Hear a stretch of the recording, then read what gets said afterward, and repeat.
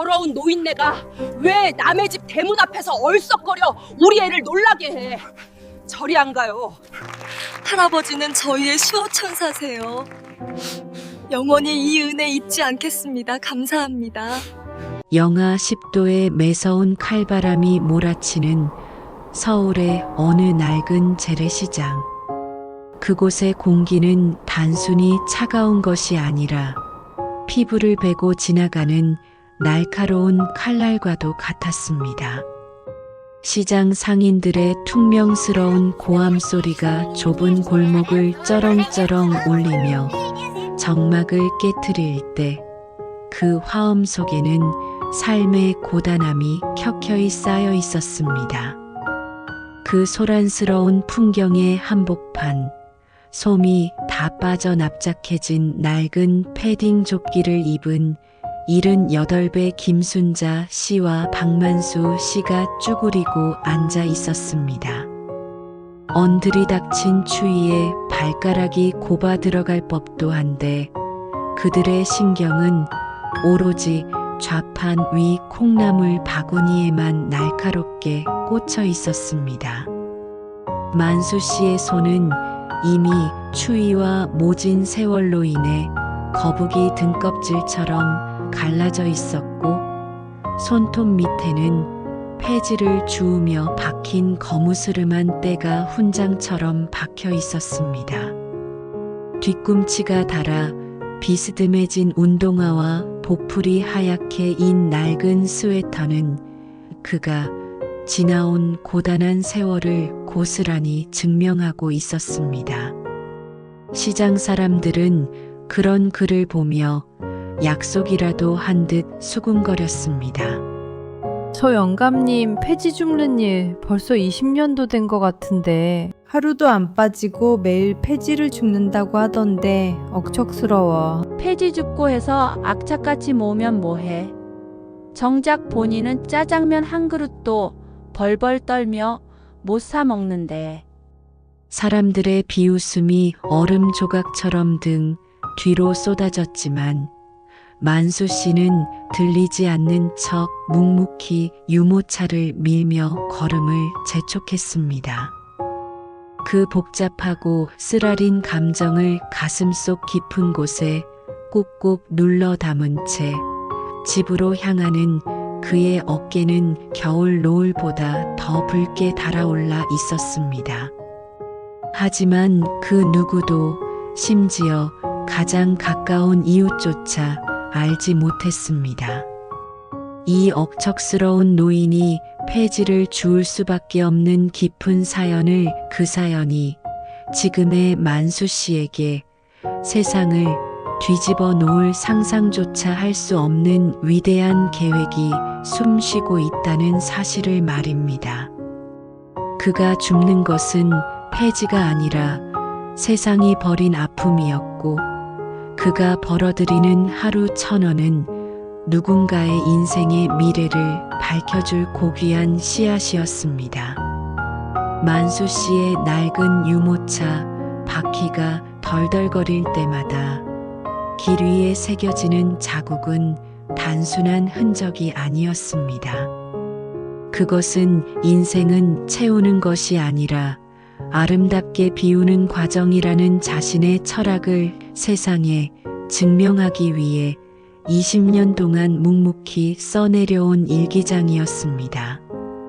차가운 바람이 다시금 그의 뺨을 스쳤지만 만수 씨는 품 안의 낡은 일기장을 더 꽉 쥐었습니다. 그 안에는 먼저 떠난 아내와의 약속이 그리고 이름 모를 아이들의 생명이 고동치고 있었습니다. 이제 곧 이 골목의 그림자는 찬란한 빛으로 변할 것입니다. 그가 준비한 마지막 숙제가 끝나는 날, 비웃던 이들은 통곡할 것이며 무시하던 이들은 고개를 숙이게 될 것입니다. 그의 위대한 유산은 이제 막 그 첫 페이지를 넘기고 있었습니다. 이야기가 마음에 와닿으신다면 돈이 들지 않는 가장 큰 응원인 구독과 좋아요로 지금 이 순간 여러분의 따뜻한 마음을 함께 해주세요. 이야기님들의 작은 응원이 외로운 누군가에게는 큰 위로가 됩니다. 자, 그럼 오늘의 사연 지금부터 시작하겠습니다. 며칠 뒤 서울의 새벽은 푸르스름한 어둠 속에 잠겨 있지만 연립주택 단지의 골목은 이미 총성 없는 전쟁터였습니다. 박만수 씨는 오늘따라 평소보다 1시간 일찍 서둘러 낡은 유모차를 끌고 길을 나섰습니다. 하지만 그가 도착한 단지 입구에는 이미 집채만 한 1톤 트럭 한 대가 가로막고 있었습니다. 트럭 옆면에는 재활용 전문 수거라는 투박한 글씨가 적혀 있었고 건장한 사내 둘이 기계적인 움직임으로 박스더미를 집어 던지고 있었습니다. 만수 씨가 조심스럽게 유모차를 멈춰 세우자 트럭 뒤편에서 담배를 피우던 사내가 퇴하고 침을 뱉으며 다가왔습니다. 아, 영감님, 또 오셨네. 여기 계약된 곳이라고 몇 번을 말해요. 이 동네 박스는 우리가 다 가져가는 거라고요.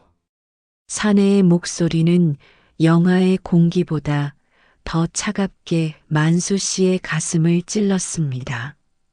만수 씨는 갈라진 손으로 유모차 손잡이를 꼭 쥐었습니다.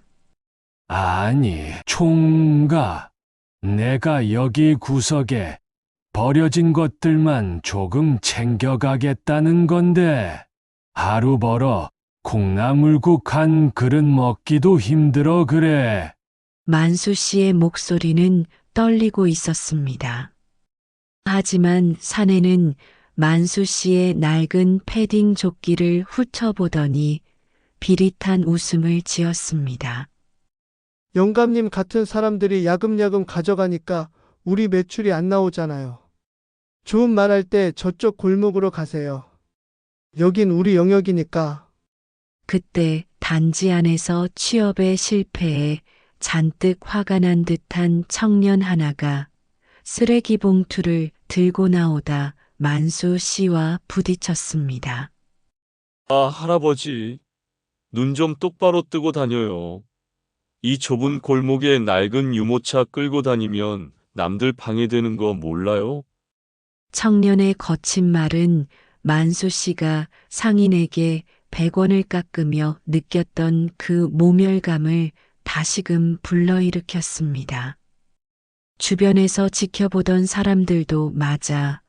저 영감님 지독해.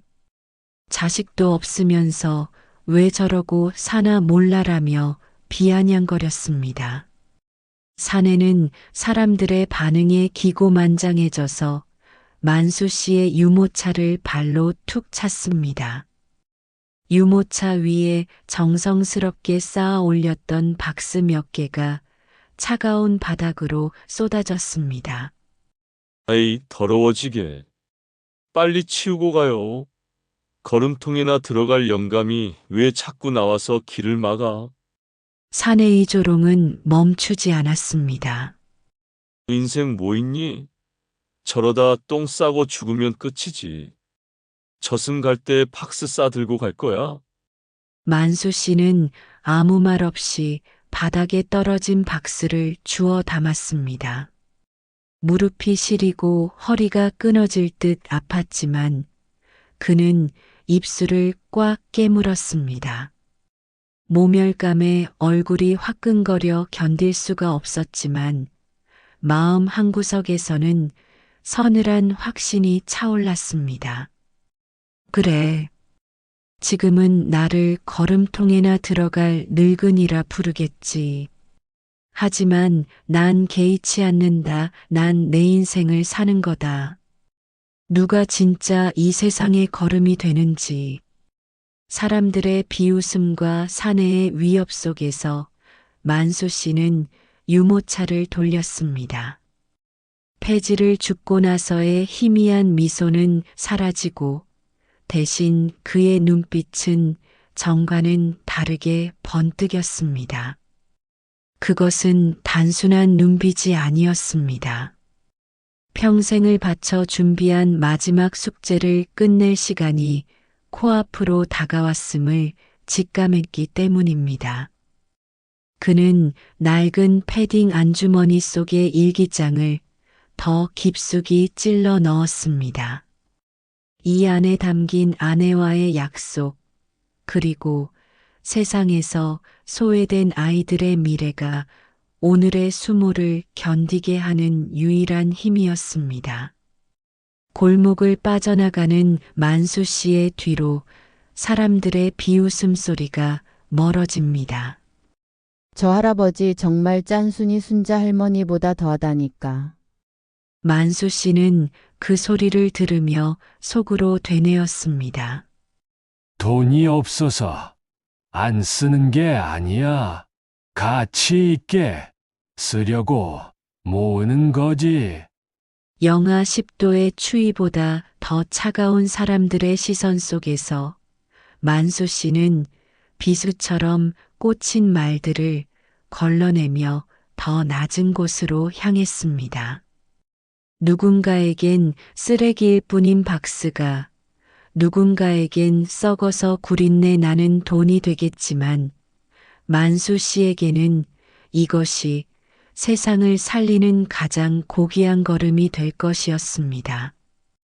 빼앗긴 영역에서 쫓겨나듯 돌아선 만수 씨의 유모차는 더욱 무겁게만 느껴졌습니다. 연립주택가를 벗어나 큰 길로 나선 순간 매서운 칼바람은 영하 10도의 기온을 비웃듯 그의 낡은 패딩 조끼 사이로 파고들었습니다. 그때였습니다. 굉음을 내며 질주하던 검은색 세단 한 대가 길가에 고여있던 구정물을 그대로 덤치며 지나갔습니다. 만수 씨가 손을 뻗어 막아보려 했지만 이미 늦은 뒤였습니다. 차가운 오물이 섞인 물벼락은 만수 씨의 얼굴과 솜이 다 빠진 패딩, 그리고 반나절 동안 정성껏 모은 폐지 위로 무자비하게 쏟아졌습니다. 순간적으로 숨이 멎는 듯한 차가움이 전신을 휘감았습니다. 뺨을 타고 흐르는 오물에서는 하수구의 비린내가 났고 젖어버린 폐지는 무겁게 처지며 유모차의 균형을 무너뜨렸습니다. 만수 씨는 젖은 장갑으로 얼굴을 닦아내며 멀어져 가는 차의 뒷모습을 멍하니 바라보았습니다. 미안하다는 말 한마디면 되는데 목구멍까지 차오른 서러움을 믹스커피 한 모금처럼 삼켜냈습니다. 하지만 시련은 거기서 멈추지 않았습니다. 어느 부유한 저택 담벼락 아래 버려진 상자 하나를 줍기 위해 손을 뻗는 순간이었습니다. 대문 틈 사이로 튀어나온 사나운 개가 만수 씨의 앙상한 종아리를 사정없이 물어뜯었습니다. 비명조차 지르지 못한 채 바닥에 주저앉았습니다. 낡은 바지 위로 붉은 피가 배어 나왔지만 주인은 오히려 밖으로 나와 더러운 노인네가 왜 남의 집 대문 앞에서 얼쩡거려 우리 애를 놀라게 하냐. 만수 씨는 상처를 감싸 줄 새도 없이 사과하며 뒷걸음질 쳐야 했습니다. 모멸감은 피보다 더 진하게 그의 가슴을 적셨습니다. 설상가상으로 젖은 폐지 때문에 무거워진 유모차가 내리막길에서 미끄러지며 주차된 외제차의 문짝을 살짝 긁고 말았습니다.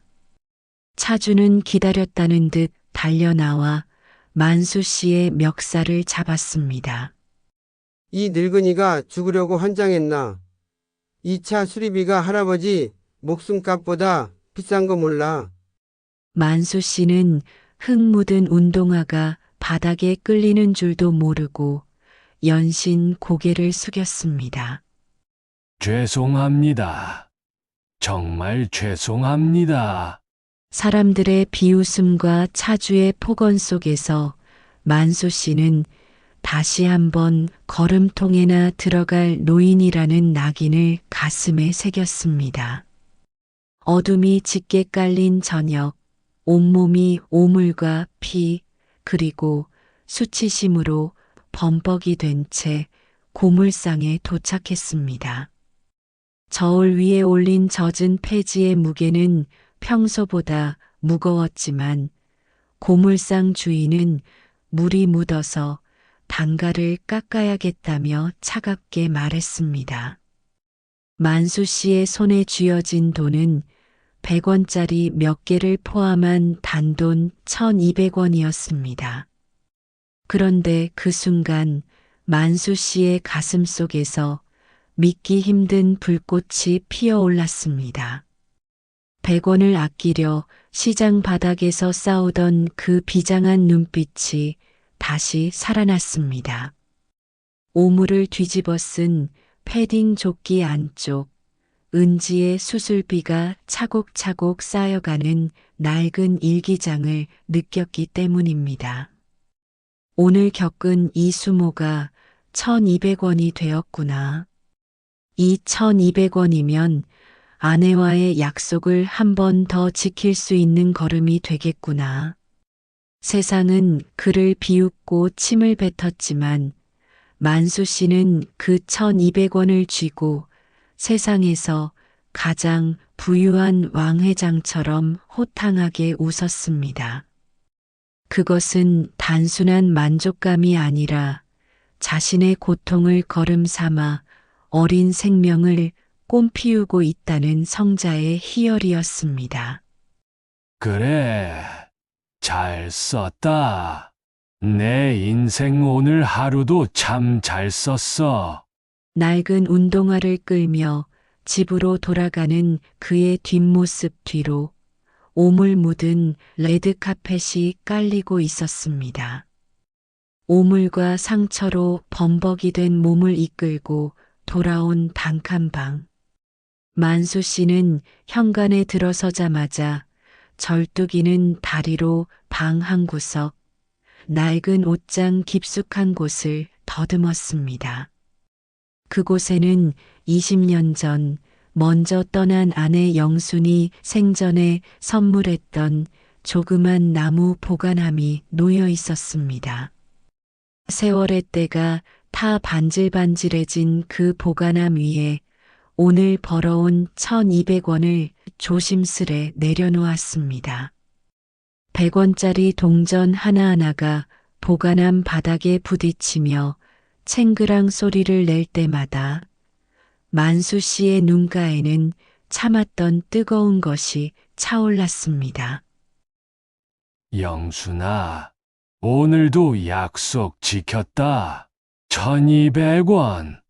오늘은 좀 수모를 겪었지만 그래도 내가 시킨 대로 착실히 모았다. 보관함을 어루만지며 만수 씨의 의식은 20년 전 그 지독했던 과거로 거슬러 올라갔습니다. 그때의 박만수는 인간이 아니었습니다. 매일같이 술에 취해 비틀거렸고 노름판을 전전하며 가산을 탕치했습니다. 속이 타 들어가는 아내에게 돈 안 내놓냐며 행패를 부렸고 차마 입에 담지 못할 몹쓸 소리들을 비수처럼 꽂았습니다. 아내가 암으로 마른 나뭇가지처럼 시들어갈 때조차 그는 술 냄새를 풍기며 아내의 곁을 지키지 않았습니다. 그러던 어느 날 아내의 마지막 숨이 가쁘게 몰아쉬던 병실에서 영수는 야윈 손으로 그의 거친 손을 잡았습니다. 원망 대신 그녀의 눈에는 깊은 연민이 서려 있었습니다. 여보, 이제는 그렇게 살지 마요. 내 마지막 부탁이야. 조금씩이라도 좋으니 매일매일 성실하게 박스라도 주워 팔아서 그 돈으로 세상에 보탬이 되는 삶을 살아줘요. 당신 원래 참 따뜻한 사람이었잖아. 그런 사람이 되어줘. 그것이 마지막이었습니다.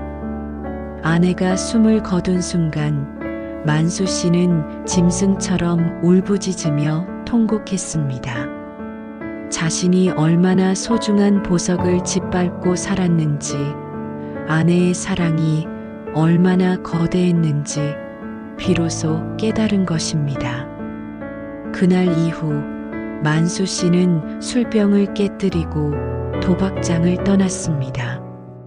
그리고 아내의 유언을 단 하루도 잊지 않고 20년째 폐지를 줍기 시작했습니다. 100원, 500원.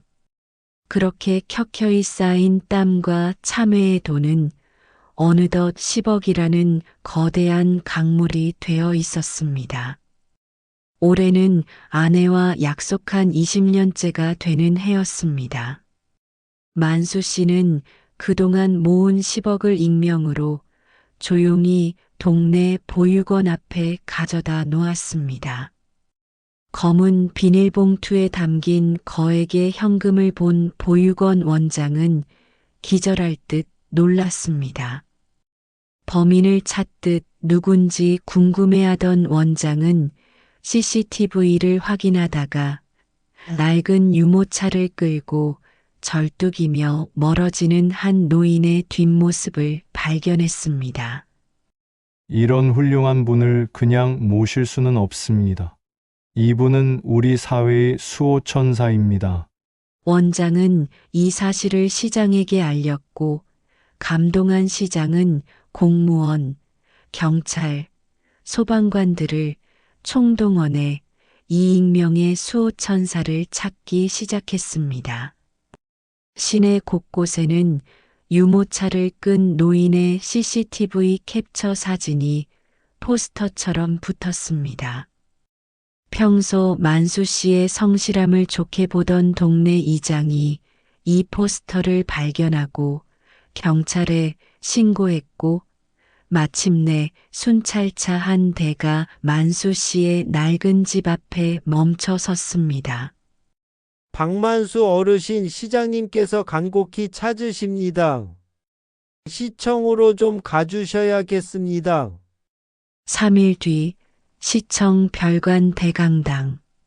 지역 사회의 수많은 이들이 모인 가운데 화려한 표창 수여식이 열렸습니다. 낡은 패딩 조끼 대신 정장을 빌려 입은 만수 씨가 쑥스러운 듯 단상에 오르자 웅장한 박수 소리가 터져 나왔습니다. 그때 강당 뒤편에서 교복을 입은 5명의 고등학생이 꽃다발을 들고 달려 나왔습니다. 할아버지, 감사합니다. 보육원에서 할아버지가 기부한 돈으로 대학 등록금을 마련하게 된 학생들이었습니다. 아이들은 만수 씨의 목에 매달리며 눈물을 흘렸습니다. 할아버지는 저희의 수호천사세요. 영원히 이 은혜 잊지 않겠습니다. 저희도 할아버지처럼 남을 돕는 어른이 될게요. 아이들은 액자 하나를 선물했습니다. 거기에는 할아버지가 돈을 놓고 가던 그날 밤의 뒷모습 위로 커다란 하얀 날개가 그려져 있었습니다. 수호천사 박만수라는 글자와 함께 말입니다. 만수 씨는 액자를 품에 안고 하늘을 올려다보았습니다. 아내 영순이 환하게 웃고 있는 것 같았습니다. 오물 묻은 레드카펫이 아니라 이제는 온 세상의 축복이 담긴 빛의 카펫이 그의 발등을 비추고 있었습니다. 시청 별관 대강당에 모인 수많은 인파 사이로 웅성거림이 파도처럼 번져나갔습니다. 그동안 만수 씨를 향해 지독하다, 구질구질하다며 온갖 모욕과 비아냥을 퍼부었던 동네 사람들의 얼굴이 일순간 경악과 부끄러움으로 물들기 시작했습니다. 세상에, 저분이 정말 우리가 알던 그 박노인 맞아. 그렇게 100원 한 장에 벌벌 떨더니 그게 다 아이들을 살리려던 돈이었다니. 사람들은 서로의 눈을 피하며 고개를 숙였습니다. 그들이 쓰레기처럼 취급했던 낡은 유모차와 흙 묻은 운동화가 사실은 이 도시의 가장 고귀한 자부심이었다는 사실을 깨닫는 순간이었습니다. 시장이 단상 앞으로 다가와 만수 씨의 거친 손을 다시 한번 꼭 잡았습니다. 그리고 객석을 향해 우렁찬 목소리로 선포했습니다. 오늘 우리는 이 시대의 진정한 성자를 뵙고 있습니다. 어르신, 이 자리에 모인 모든 분과 시민들에게 한 말씀 부탁드려도 되겠습니까? 만수 씨는 쑥스러운 듯 머리를 극적이다가 이내 마이크 앞에 섰습니다. 그의 눈은 행사장의 화려한 조명이 아니라 저 멀리 하늘 너머 어딘가를 향해 있었습니다. 사실 이 영광은 제가 받을 것이 아닙니다. 20년 전 지옥 갔던 저를 사람으로 만들어주고 떠난 제 아내 영순이에게 바칩니다. 만수 씨의 목소리가 파르르 떨렸습니다. 영순아, 나 약속 지켰다. 술만 먹고 너 속 썩이던 몹쓸 남편이었는데 내가 마지막에 남긴 그 한마디 덕분에 내가 오늘 사람 대접을 받는다. 고맙다. 영순아, 정말 고맙다. 만수 씨는 눈물을 훔치며 하늘을 향해 외쳤습니다. 나중에 천당에서 너 만나는 날, 그때 내가 힘들게 했던 일들 모두 용서해 주오. 그때까지 나 부끄럽지 않게 살다 갈게. 그의 진심 어린 고백에 강당은 순식간에 눈물바다가 되었고 사람들은 기립박수로 이 거룩한 사랑에 경의를 표했습니다. 행사장을 빠져나가는 길, 사람들은 약속이라도 한 듯 만수 씨의 앞길을 열어주었습니다. 시장과 고위 공무원들은 물론 그를 무시하던 이웃들까지 줄을 서서 고개를 숙여 인사하고 그의 거친 손을 맞잡았습니다. 어르신, 정말 죄송했습니다. 그리고 존경합니다. 축하드려요, 할아버지. 쏟아지는 응원과 격려 속에 만수 씨는 평생 느껴보지 못한 따뜻한 온기를 온몸으로 받아냈습니다. 하지만 다음 날 아침 만수 씨는 다시 평소처럼 낡은 패딩 조끼를 입고 삐걱거리는 유모차를 끌고 길을 나섰습니다. 어제의 화려한 표창장은 단칸방 아내의 사진 옆에 소중히 놓아두고 그는 다시 폐지 줍는 노인의 일상으로 돌아왔습니다. 그런데 골목에 들어서자 마법 같은 일들이 벌어지기 시작했습니다. 그의 영역을 빼앗고 유모차를 발로 찼던 재활용 수거 업체 사장과 직원들이 멀리서 만수 씨를 보자마자 달려와 허리를 굽혔습니다. 어르신, 오셨습니까? 자, 여기 깨끗하게 정리해둔 박스들입니다.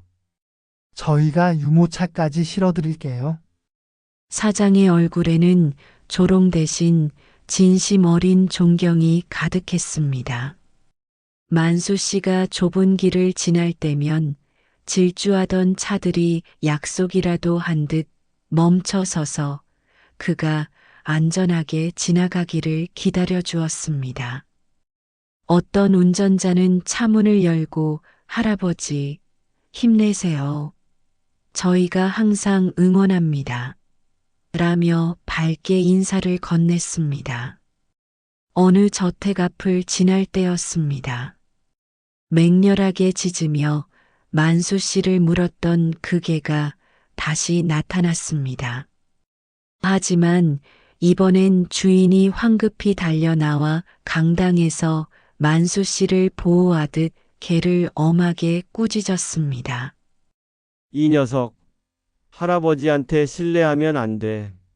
어르신 그때는 정말 무례했습니다. 용서하십시오. 주인은 정중히 사과하며 만수 씨의 손에 따뜻한 음료수 하나를 쥐어주었습니다.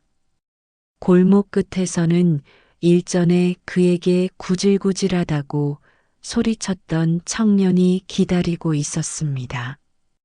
청년은 아무 말 없이 다가와 만수 씨의 유모차 손잡이를 함께 잡았습니다. 할아버지, 제가 같이 밀어드릴게요.